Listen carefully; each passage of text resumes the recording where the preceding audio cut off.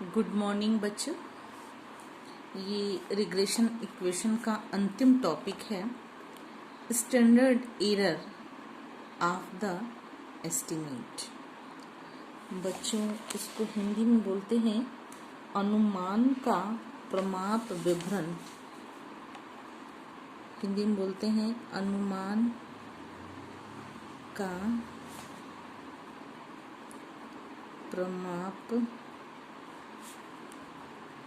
विवरण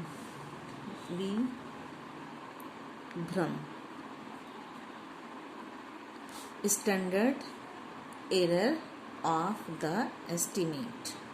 ठीक है, ये अनुमान का प्रमाप विवरण होता क्या है कि जो रिग्रेशन लाइंस हैं उसमें दो वेरिएबल्स दिए होते हैं, दो सीरीज दिए होते हैं। एक डिपेंडेंट सीरीज होते हैं और एक इंडिपेंडेंट सीरीज होते हैं। रिग्रेशन इक्वेशन में enable us to estimate the most likely value of dependent variable for given values of independent variables. To find the likely error in the estimated values, we used standard error of the estimate. जो ये मालूम करने के लिए कि अनुमानित मूल्य सत्य के कितने निकट है, अनुमान का प्रमाप विभ्रम ज्ञात किया जाता है। तो जो डिपेंडेंट और इंडिपेंडेंट दो सीरीज होती हैं, आश्रित श्रेणी के वास्तविक मूल्यों और संगणित मूल्यों के विचलन के वर्गों के औसत का वर्गमूल अनुमान का प्रमाप विभ्रम कहलाता है। इसको सेकेंड लैंग्वेज, अदर लैंग्वेज में ऐसे कह सकते हैं। अदर लैंग्वेज, प्रतिगमन रेखाओं से विभिन्न मध्यक बिंदु तक के विचलन का प्रमाप विचलन अनुमान का प्रमाप विभ्रम होता है। ये बच्चों आपको बता दें कि अस्पष्ट विचलन मापक का वर्गमूल होता है। अनुमान के प्रमाप विभ्रम की गणना ठीक उसी प्रकार से की जाती है जैसे प्रमाप विचलन की अंतर केवल इतना ही यह है, जैसे प्रमाप विचलन का किया जाता है, स्टैंडर्ड एरर का, स्टैंडर्ड डेविएशन का किया जाता है।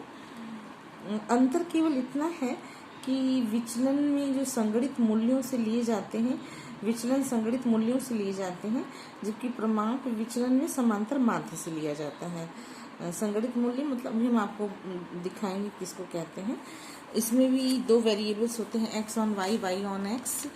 तो let y observed value of y and yc estimated value of, estimated यानी calculated value of y। Then standard error जो होता है वो SYX is equal to under root sigma y minus YC का whole square. YC is a estimated value, calculated value. YC जो होती है calculated value होती है, डिवाइड बाय n। अब is the standard error of the estimate. इसमें बच्चों x on y, y on x होता है। जैसे x ऑन ये जो है ये है आपका y ऑन x, ठीक है, और ये इसको y ऑन x है, तो SY standard deviation, standard error SYX is equal to under root y minus YC का होल स्क्वायर अपॉन n, ठीक है। Is the standard error of the estimated of x on y। Estimated of x on y is क्या होगा बच्चों, let x observed, देखिए लेट x observed value of x and XC is estimated value of x, then SXY is equal to under root sigma x minus XC का whole square upon n, ठीक है। अब आप जब इसको करने लगेगा थोड़ा सा change,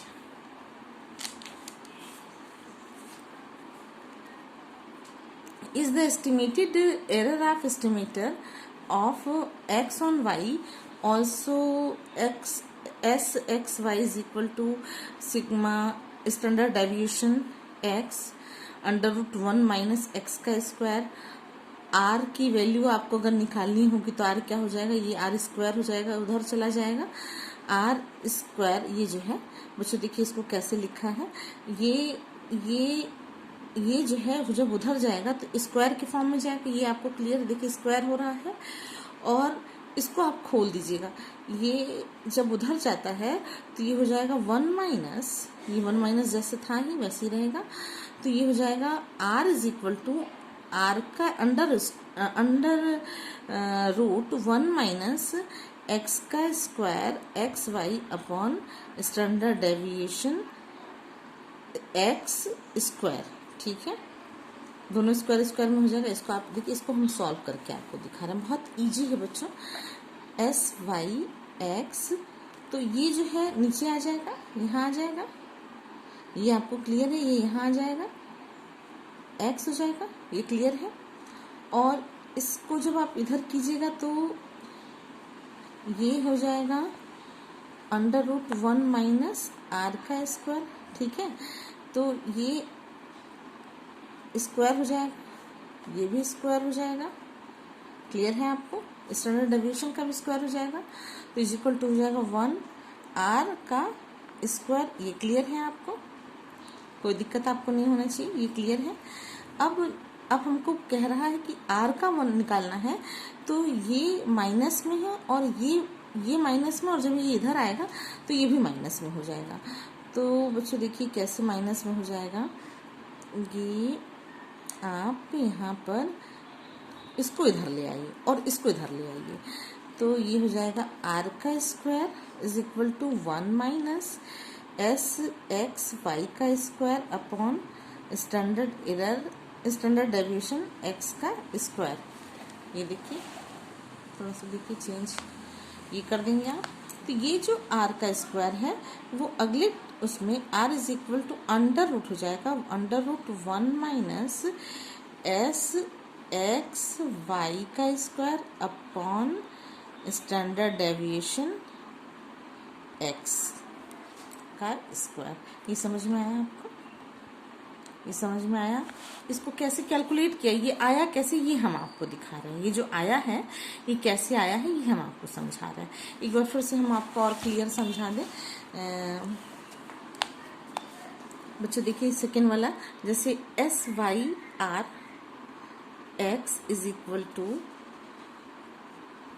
Y under root 1 minus R का स्क्वायर। अब हमको इसको आर के करस्पॉन्डिंग यानी कि आर की वैल्यू निकालनी है, मान लीजिए। तो हम लोग कैसे निकालते हैं, आर की वैल्यू निकालनी है। तो ये हो जाएगा S Y X upon standard deviation Y, इतना क्लियर है। और ये बच जाएगा, तब हो जाएगा अंडर रूट 1 माइनस आर का स्क्वायर, क्लियर है ये। ठीक, तो जब आप ये इधर आ जाएगा तो ये अंडर रूट जो है स्क्वायर में कन्वर्ट हो जाएगा। तो S Y X square upon standard deviation का square Y, standard deviation Y का स्क्वायर।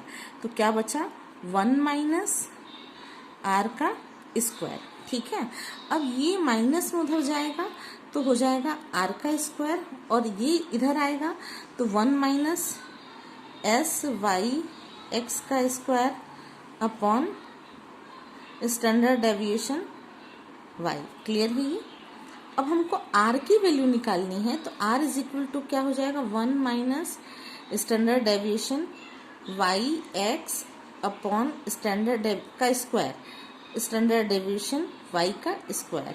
और ये आर जो है वो अब अंडर रूट में कन्वर्ट हो जाएगा, जो बच्चों ये वैल्यू दी हुई है।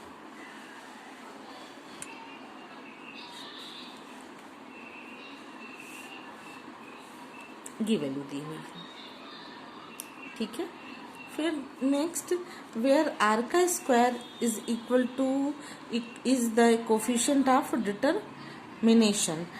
डिटरमिनेशन का मतलब होता है, उसको निर्धारक वैल्यू कहते हैं। डिटरमिनेशन को कहते हैं कोफिशिएंट ऑफ, ये है बच्चों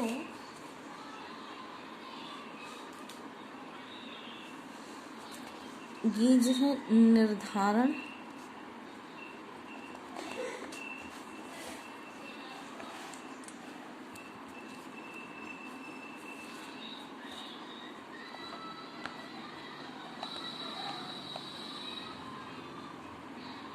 निर्धारक गुणांक कहते हैं इसको।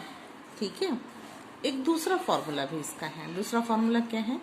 S X Y is equal to under root sigma X का square minus A sigma X minus B sigma X Y upon N. और उसी तरीके से S Y X is equal to भी होता है अंडर रूट सिग्मा वाई का square minus, ये ए है बच्चों, A sigma Y minus B sigma Y X upon N. ठीक है, अब आपको हम इसमें न्यूमेरिकल कराएंगे। एक न्यूमेरिकल बच्चे, एक इंटरप्रिटेशन भी है इसका। इंटरप्रिटेशन लिख के बता दूं आपको इंटरप्रिटेशन क्या है इसका।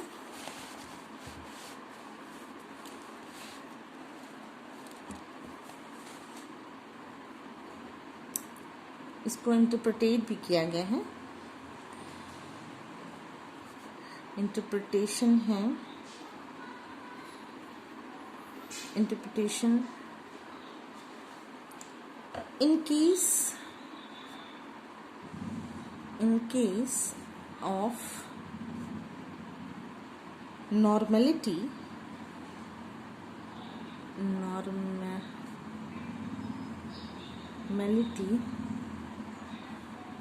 6.68.27% of all the points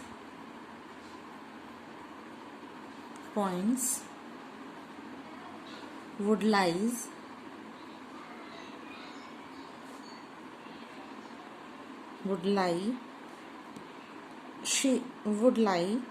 between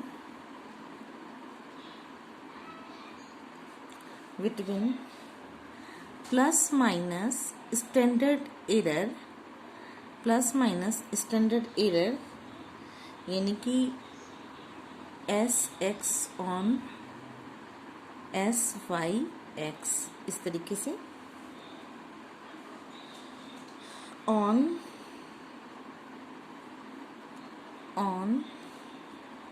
the two sides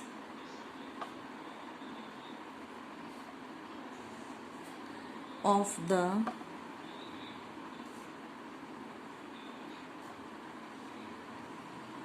regression lines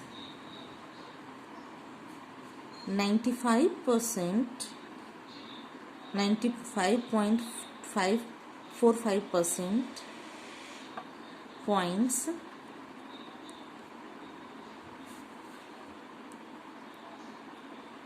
would lie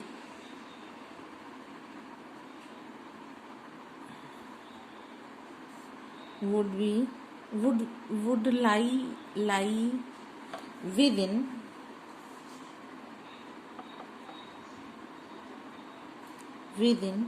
a range of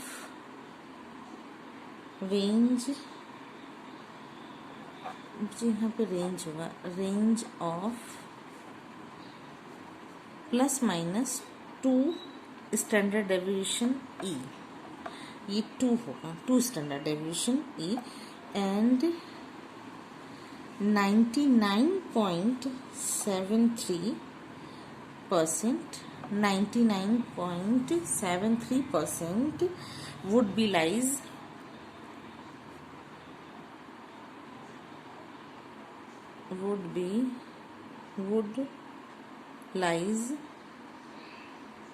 lie within a range of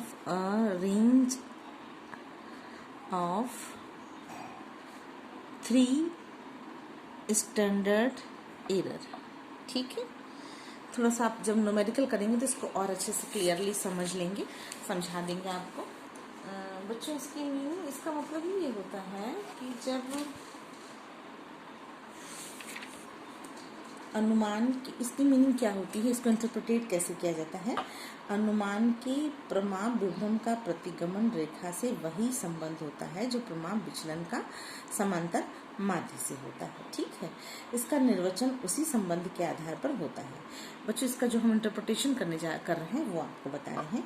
यदि अनुमान का प्रमाप विभ्रम कम है तो इसका आशय है कि प्रतिगमन रेखाओं से संगणित मूल्य वास्तविक मूल्य के अच्छे अनुमान है।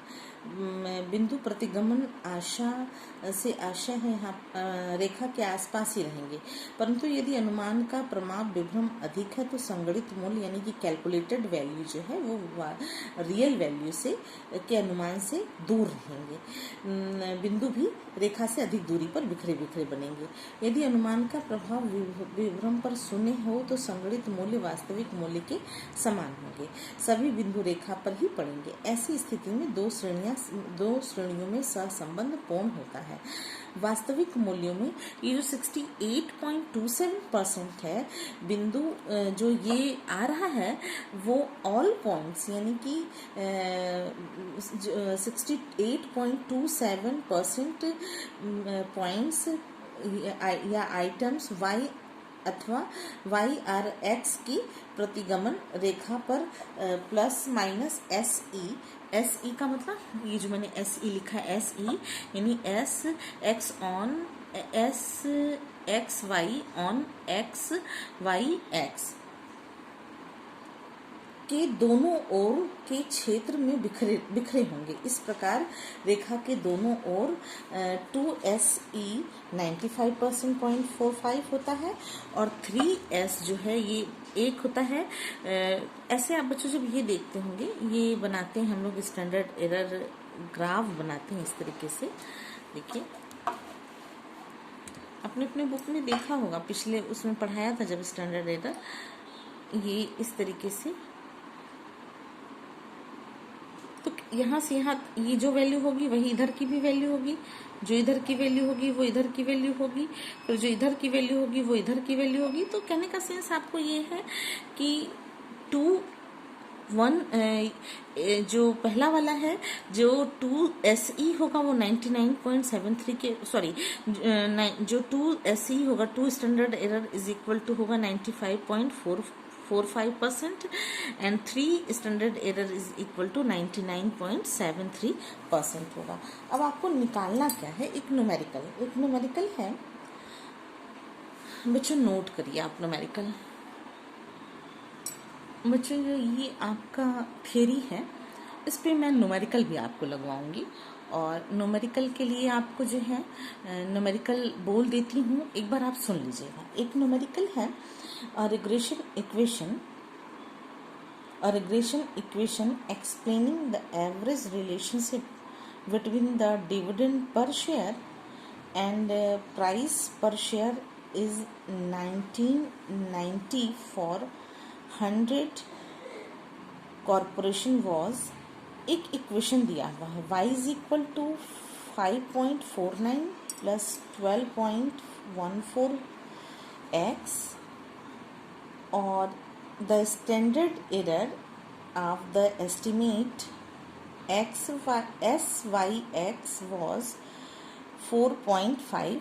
Estimate the value of share stock which pays a dividend of ₹5 per share. Find out also the probable maximum and minimum limits within which of the answer may vary. आपको ये कैलकुलेट करना है। थोड़ा मुश्किल टास्क रख रही हूँ आपके सामने। क्वेश्चन में आपको जो दिया हुआ है वैल्यूज़ बच्चों देखिए दिया हुआ है, फिर से देखिए न्यूमेरिकल को। x इज इक्वल टू 5 दिया हुआ है।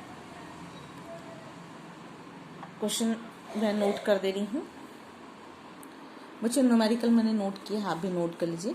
अ regression equation explaining the average relation between the dividend per share and the price per share in 1990 for 100 corporation was y is equal to y is equal to 5.49 plus 12.14x।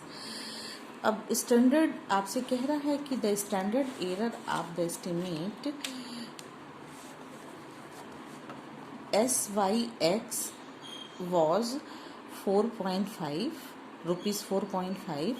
Estimate the value of share of stock which pays a dividend of rupees per 5 per share।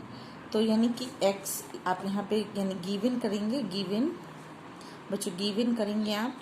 Given क्या क्या है? Given y is equal to, एक equation है, y is equal to numerical आपको समझ में आ रहा है, rupees per share. Find out, क्या निकालना? Find out also payable, also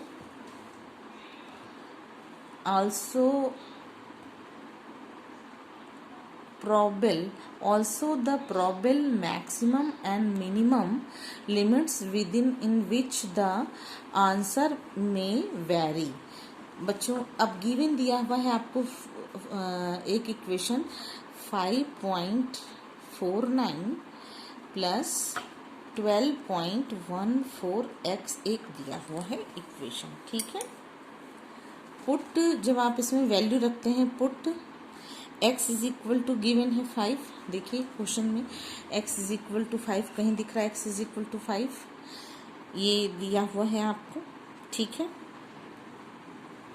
अब जब इसमें आप ये वैल्यू रखेंगे, द प्राइस क्या हो जाएगा? y is equal to 5.49 plus 12.14 into 5, ठीक है।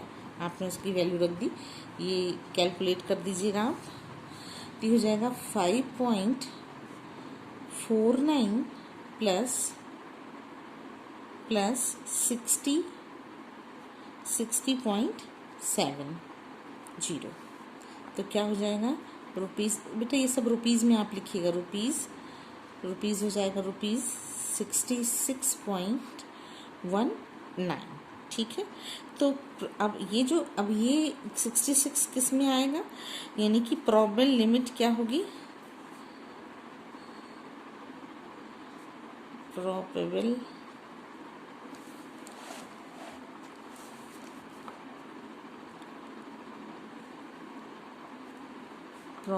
लिमिट,